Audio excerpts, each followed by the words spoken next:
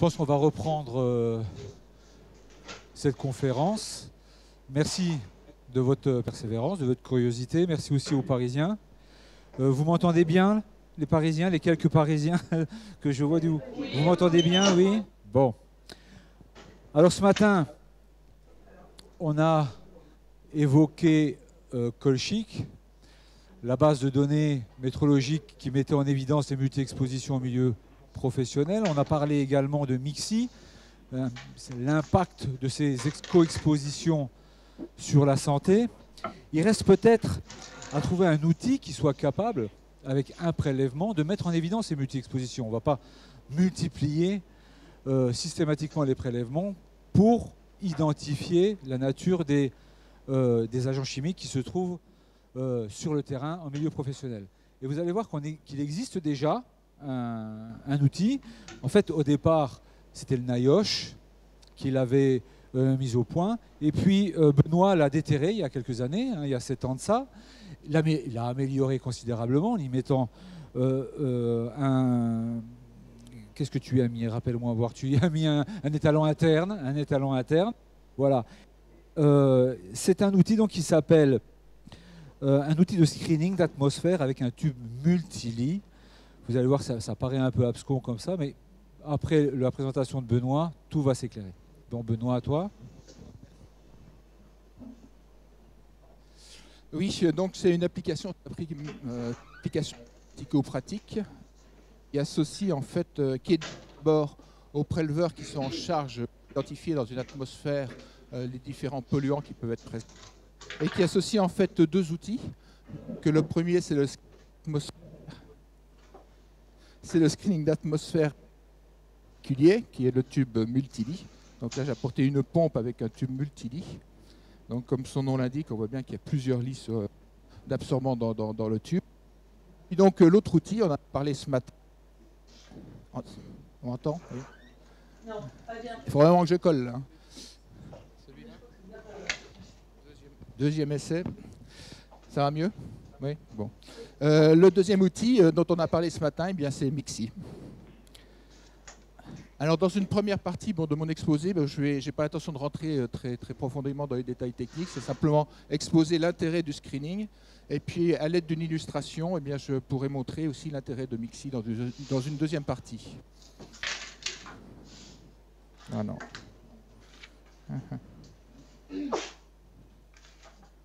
Ah. Donc, je reprends le principe général de l'évaluation. Si on a un préventeur qui est chargé de faire l'évaluation du risque d'exposition des salariés dans un atelier, eh bien, la première chose qu'il va faire, c'est décider des produits qu'il va étudier, qu'il va suivre. Et donc, en fonction de ces produits, eh bien, il va adapter sa technique de prélèvement, soit une technique de prélèvement active avec une pompe, soit passive avec des badges, et puis surtout avec des supports absorbants qui sont spécifiques des substances qu'il recherche. Donc il va faire un prélèvement d'une certaine durée dans l'atelier, et puis ensuite, de retour au laboratoire, eh bien, on aura une analyse différée de ces tubes ou de ces badges. Et donc, après analyse, on aura une masse de la substance X recherchée sur chaque absorbant, et en fonction du volume d'air qui aura été prélevé, eh bien, on pourra en tirer une concentration en milligrammes par mètre cube, et qui est la concentration qui traduit l'exposition du salarié à la substance X qui était recherchée. Alors la difficulté de ce principe général, enfin de cette évaluation, c'est dès le départ, c'est de savoir quelle substance rechercher. En fait, dans l'atmosphère d'un atelier, on peut avoir pas mal de substances. On peut avoir, et ça il suffit d'observer le poste de travail, on peut avoir les composés qui sont utilisés sur ce poste, mais on pourra avoir aussi tout un lot d'autres produits qui ne seront pas automatiquement soupçonnés. On pourra avoir des impuretés qui sont liées à ce composé. Et puis on pourra aussi avoir des produits qui sont issus de réactions, comme les réactions de dégradation par exemple. Puis on pourra aussi avoir d'autres produits en fait, qui proviennent d'autres postes de travail, d'autres ateliers, et qui au gré des mouvements d'air dans les ateliers pourront venir polluer le poste de travail. Alors la technique de screening avec le tube multi-lit, elle s'inscrit dans cette première partie, dans cette à ce premier stade, c'est d'identifier de la façon la plus exhaustive possible l'ensemble des produits qui peuvent être présents dans l'atmosphère. Et puis ensuite, il y a un travail d'analyse pour préparer la campagne de mesure. qui va être parmi cette liste de repérer les produits toxiques. Et puis dans un deuxième temps, enfin voire un troisième temps, puisqu'on aura identifié les produits toxiques, c'est de construire une stratégie de prélèvement pour les substances qui sont à évaluer prioritairement, par exemple en fonction de leur toxicité. Et c'est à ce niveau-là d'identification et d'évaluation des produits toxiques et de hiérarchisation que MIXI s'inscrit. Alors si je reviens à la méthodologie pour identifier donc les polluants avec la technique de screening, avec la technique multi-lit, en fin de compte, la première étape, c'est une technique qui peut s'employer comme je le fais là. Il suffit d'avoir une petite pompe, d'avoir le tube multi-lit, de mettre la pompe, de la régler vers 50 cc par minute approximativement, puisque ce n'est pas une technique qui va faire du quantitatif. Cette petite pompe, on va la déposer dans un coin de l'atelier, on va l'oublier pendant de 20 à 60 minutes. Donc on va prélever de l'ordre de 1 à 3 litres d'air d'atmosphère avec ce tube. Et donc sur ce tube, on va concentrer les différents polluants qui peuvent être présents dans cette atmosphère. Donc ces polluants vont se concentrer selon leur affinité sur l'un des 3 lits. Et avec donc les 3 lits, on pourra avoir l'espoir d'avoir le panel le plus exhaustif possible des produits qui sont présents dans l'atmosphère. La deuxième étape, ça sera au laboratoire, ça sera l'analyse. L'analyse, c'est une analyse qui se fait par désorption thermique. On utilise cette technique surtout grâce à sa sensibilité. Si on a une technique très sensible, on comprend que juste en amont, en aval, on peut prélever de très faibles quantités. Donc c'est pour ça qu'on peut prélever 1 à 3 litres, parce que derrière, on sait qu'on a une technique d'analyse qui est très sensible et qui nous permettra d'identifier assez aisément les produits qui sont présents sur le prélèvement. Alors je reviendrai très rapidement sur le tube dans le prochain slide. Donc on utilise la thermodésorption, donc technique très sensible pour injecter dans le système analytique. On utilise la chromatographie gazeuse qui va nous permettre de séparer les produits. Et puis pour identifier les produits, on va utiliser la spectrométrie de masse. Donc voilà le principe général de l'identification des substances par la technique de screening. Je reviens rapidement sur le tube multi-lit. Donc comme son nom l'indique, on a 3 lits d'absorbants. Chaque lit d'absorbant, là on a l'impression que ce sont les mêmes parce qu'ils ont la même couleur, mais en fait sont très spécifiques.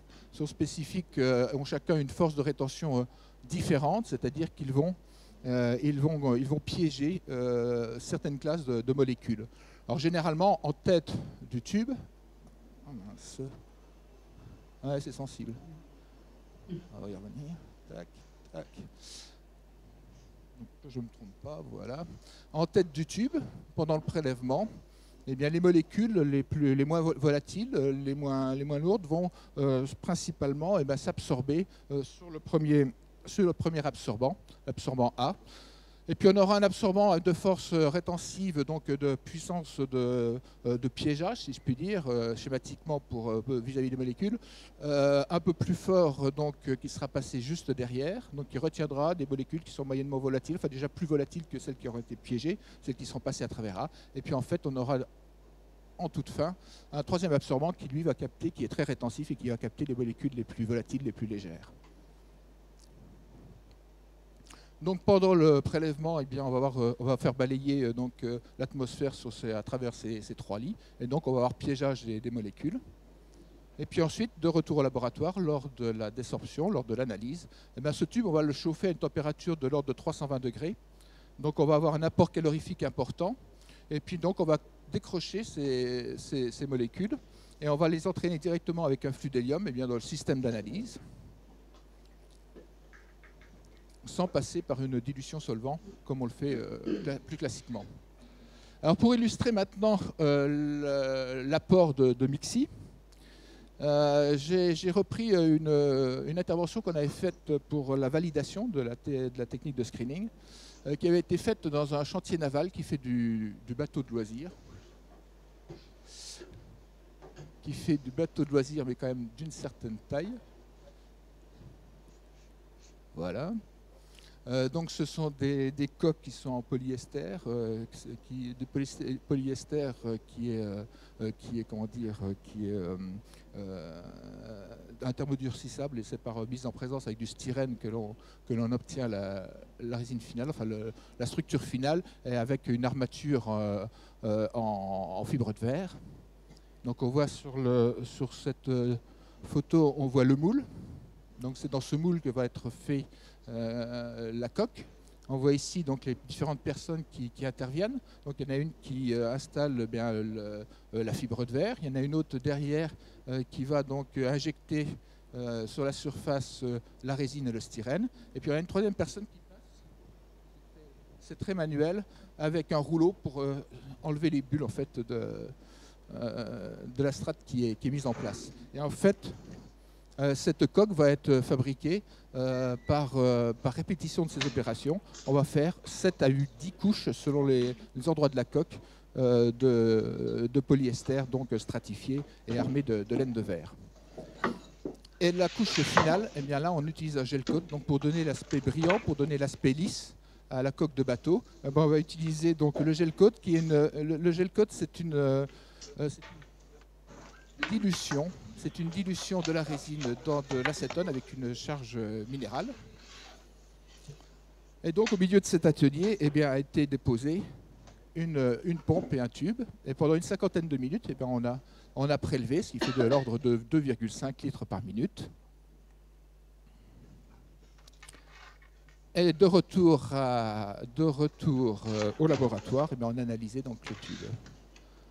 Donc du fait qu'on a mis, alors bon, on ne va pas rentrer dans les détails, mais le tube multi-bed, avant d'être utilisé au laboratoire, on le dope avec un étalon interne qu'on a peu de chances de retrouver dans les ateliers, qui est du benzène de Terrier.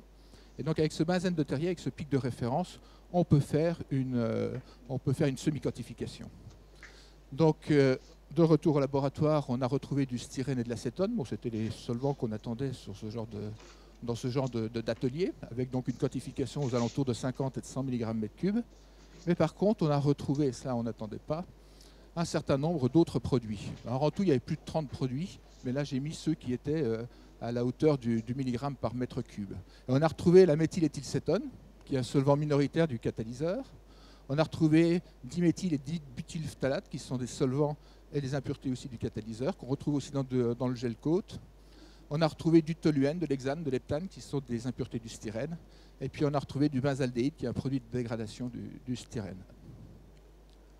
Alors c'est là où intervient Mixi. Eh bien, c'est pour l'interprétation de ces résultats, pour faciliter l'interprétation, parce que quand on a les listes brutes, eh bien, l'interprétation n'est pas évidente, et en tout cas elle est chronophage. Donc avec Mixi, eh bien, on a rentré les différents produits. Alors le problème, c'est qu'avec Mixi France actuellement, vu la liste de produits documentés, on n'a pas pu rentrer tous les produits. On a pu en rentrer simplement 4. Mais déjà avec ces 4 produits qui ont été rentrés, en faisant donc tourner l'outil, eh bien, on arrive à ce tableau donc, où on a donc par classe, on retrouve les indices de risque. Et on voit donc la substance 1. La substance 1, c'est le styrène, substance 2, c'est l'acétone, méthyléthylcétone et puis le toluène. Eh bien, on voit que la principale substance qui va être à évaluer, c'est bien entendu le styrène, déjà de par son caractère cancérogène. Mais on voit aussi que l'acétone, malgré une valeur limite très haute et une évaluation en semi-quantique qui est assez basse, eh bien, va être intéressant aussi à évaluer parce qu'il a un effet additif avec le styrène sur un certain nombre de classes, que ce soit pour l'atteinte oculaire, pour l'atteinte des voies respiratoires supérieures, que ce soit pour l'atteinte du système nerveux central, on va avoir des effets d'additivité avec le styrène.